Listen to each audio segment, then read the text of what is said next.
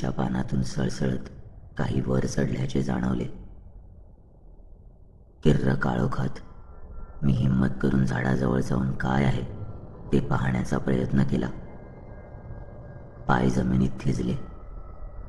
झाडावरून 2 पांढरी बुबुळं माझ्याकडे रोखून पाहत होती. त्याकडे नजर फिरवून पाय मागे ओढत जमेल तितक्या वेगात रस्त्यावर पळत गेलो. पण माझी गाडी तिथे नव्हती. गाडी लावलेल्या जागेवर लाल रिंगण झाले होते. मी पुरता भांबावून गेलो होतो. काय करावे सुचत नव्हते. त्या मंतरलेल्या वातावरणात ते लाल रिंगण बेसूर वाटत होतं. पण गाडीशिवाय परत जाणे शक्य नव्हते. मी गाडीच्या टायरच्या खुणा पाहून त्याच्या मागे जायचे ठरवले. साधारण 1 ते 2 किलोमीटर चालल्यावर कोणीतरी माझ्या मागून येत आहे असा मला भास होऊ लागला. एका वळणावर पाण्याच्या साचलेल्या डबक्याजवळ मला माझी गाडी दिसली आणि माझे डोके सुन्न झाले. पाणवठ्यावर पिशाच वावरत असतो असे मी ऐकले होते. कसंबसं गाडीजवळ पोहोचलो. भीतीने गाडीचे दार उघडले आणि आत जाऊन बसलो. गाडीत फिकटसर धूर साचला होता. चावी लावून गाडी सुरू केली. जमेल तितक्या वेगाने मी गाडी पळवत हायवेकडे निघालो.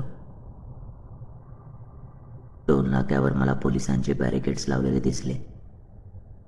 ते पाहून माझ्या जीवात जीव आला. गाडी स्लो करून सीट बेल्ट लावायला बेल्ट ओढला तेव्हा एक जाडसर केसांची चटा माझ्या हातात आली. काय करावे मला सुचत नव्हते. माझी शुद्ध हरपू लागली. पण कसंबसं स्वतःला सावरत गाडी टोल नाक्याजवळील पोलिसांच्या बॅरिकेड जवळ घेऊन गेलो.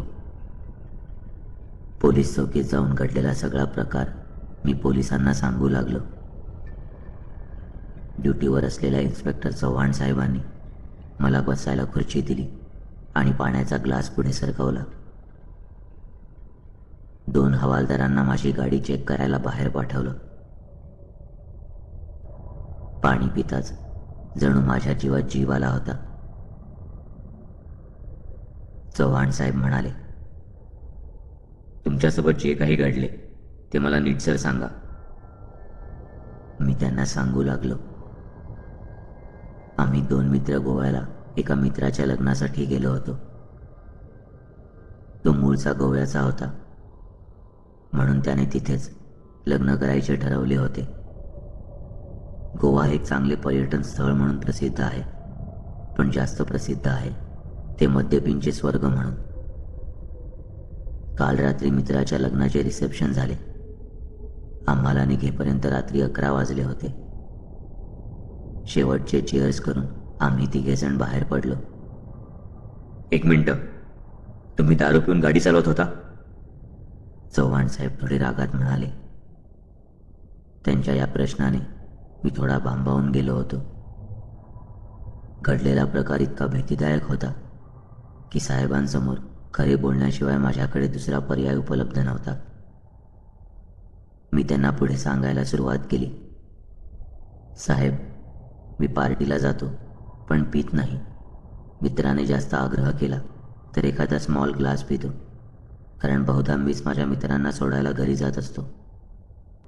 पण मला मध्येच थांबवत चव्हाण साहेब उठले. खिडकीच्या बाहेर रस्त्यावर एक नजर फिरवत म्हणाले, मला स्पष्ट उत्तर द्या. तुम्ही दारू पिऊन गाडी चालवत होता, हो की नाही? मी काही बोलणार तेवढ्यात त्यांनी दुसरा प्रश्न केला. तुमचे मित्र कुठे गेले की ते पण दारू पिऊन पडलेत? मी थोड्या वेळासाठी शांत झालो आणि पुढे सांगायला सुरुवात केली. साहेब, असे काही नाही हो. प्रशांत, विकास आणि त्याचा चुलत भाऊ गोवा महामार्गावर गाव आहे पिंदळे, तिकडे त्यांचा वाडा आहे. मी त्या 3घांना तिकडेच सोडले आणि मी माझ्या घरी जायला निघालो. इतक्यात हवालदार वानखेडे आत आले. म्हणाले, साहेब, मी यांची संपूर्ण गाडी चेक केली. आतमध्ये मांस, मच्छी, सडलेले कांदे याचा घाण वास पसरला आहे. वडाची एक छोटीशी पारंबी तुटून सीट बेल्टवर पडली आहे. बहुतेक कुठेतरी गाडी ठोकलेली आहे. हवालदार साहेबांना बोलू लागला. इतक्यात साहेब पुन्हा ओरडले.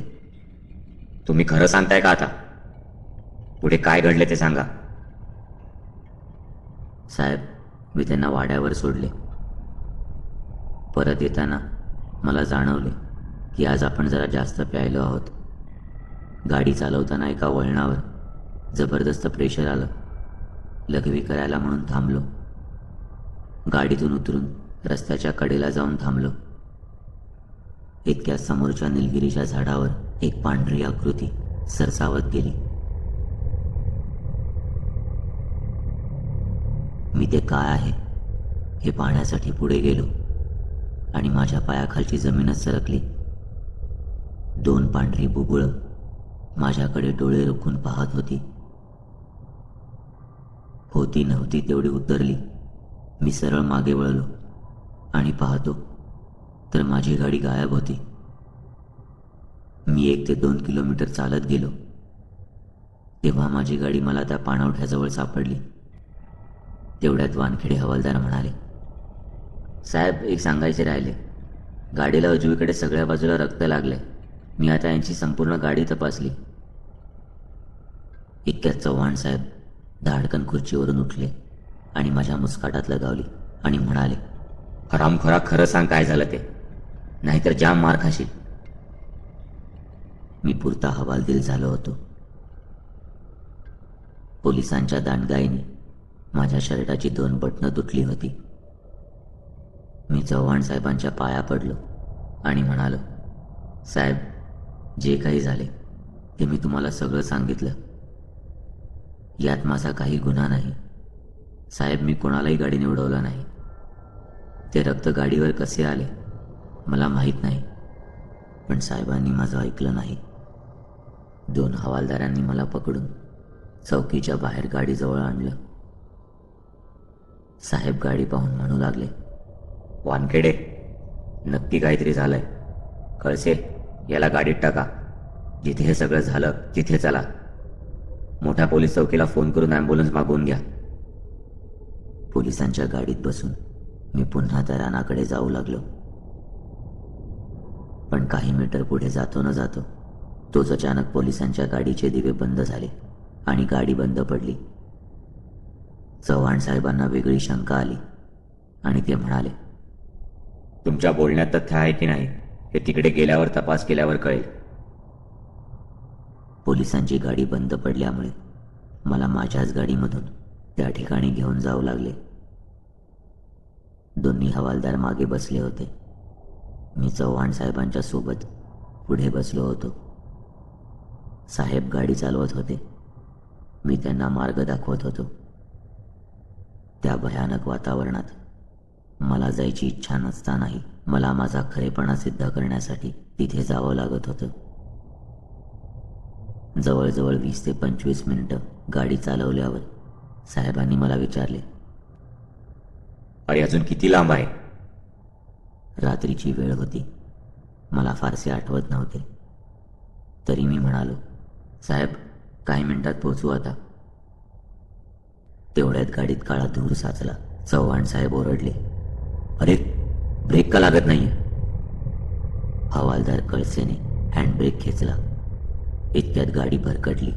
मूळ रस्ता सोडून गाडी साईड लाईनचे बॅरिकेड सोडून रानात शिरली आणि एका मोठ्या दगडावर आदळून थोडे फूट हवेत उडाली आणि परत जमिनीवर आपटली. तितक्यात मागे बसलेले हवालदार कळसे फुटलेल्या काचेतून मागे फेकले गेले आणि त्या दगडावर जाऊन आपटले. मी माझ्या सभोवतीचा सीट बेल्ट घट्ट आवळला. गाडी हेलकावे खात थेट निलगिरीच्या झाडावर जाऊन आदळली.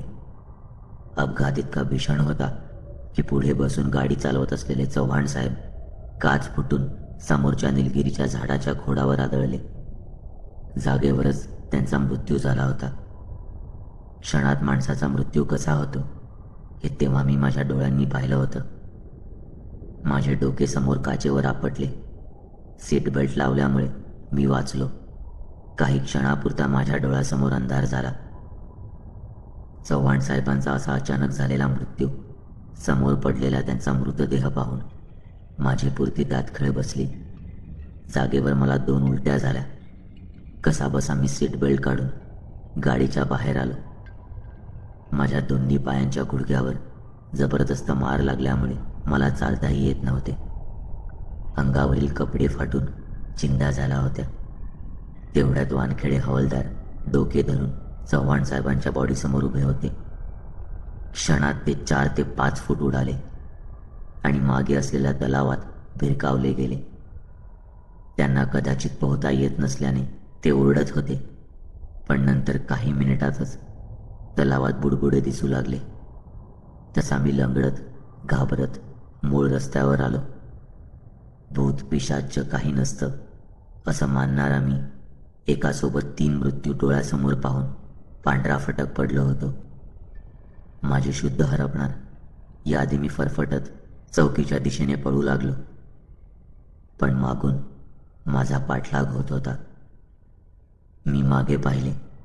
कळसे हवालदाराचा छिन्नविछिन्न झालेला चेहरा, वानखेडेची शेवटची किंचाळी, सगळे मला माझ्या मागून येत असल्याने मी अंगात असेल तेवढा जोर काढून पळू लागलो.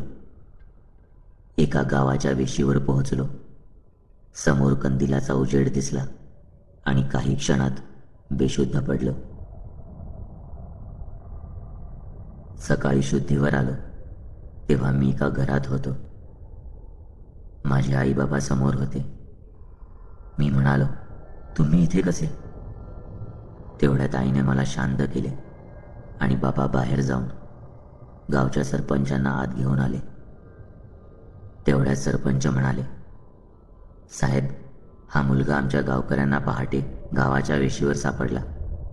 अंगावर फाटलेले कपडे, एका पायात बूट, ठिकठिकाणी मार लागलेला. याच्या फाटलेल्या पॅन्टमध्ये मोबाईल सापडला. यात तुमचा मोबाईल नंबर सापडला. आम्ही तुम्हाला फोन करून इथे बोलावून घेतलं.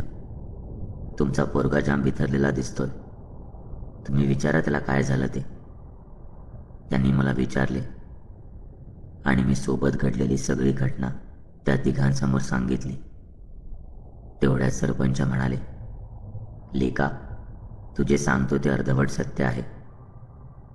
पूर्ण सत्य काय आहे हे मी तुम्हाला सांगतो, असे म्हणत सरपंच बोलू लागले. 11 ते 12 वर्षांपूर्वी एका गावचे पोलीस पाटील चव्हाण साहेब सोबत वानखेडे आणि कळसे असे 2 हवालदार गस्तीवर होते. टोल नाक्यावर भरधाव वेगात एक ट्रक येत असताना तिघांना दिसले. ते त्या ट्रकला अडवायला गेले आणि काही कळायच्या आत ट्रकने चव्हाण साहेबांना जोरदार धडक दिली. साहेब समोरच्या निलगिरीच्या झाडावर जाऊन आदळले.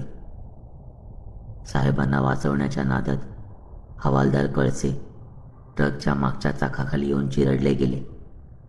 पत्र्याच्या शेडवरून जाणारी विजेची तार वानखेडेंच्या अंगावर पडली व ते दूर तलावात फेकले गेले. त्या एका रात्रीत या 3 पोलीस अधिकाऱ्यांचा अंत झाला आणि सगळ्या गावाने सुतक पाळले. ज्या गस्तीच्या जागेवर हे 3 पोलीस अधिकारी मरण पावले, ती जागा बंद करून तिथे मुख्य रस्ता बांधण्यात आला आहे. गोवाड्याच्या तलावात वानखेडे बुडून मरण पावले, ती जागा काही काळात नष्ट झाली. काही दिवसांनी पोलीस रिपोर्टमध्ये असे समजले की त्या ट्रक चालकांनी दारू पिऊन ट्रक चालवला होता आणि त्यांचा ताबा सुटून हा अपघात झाला.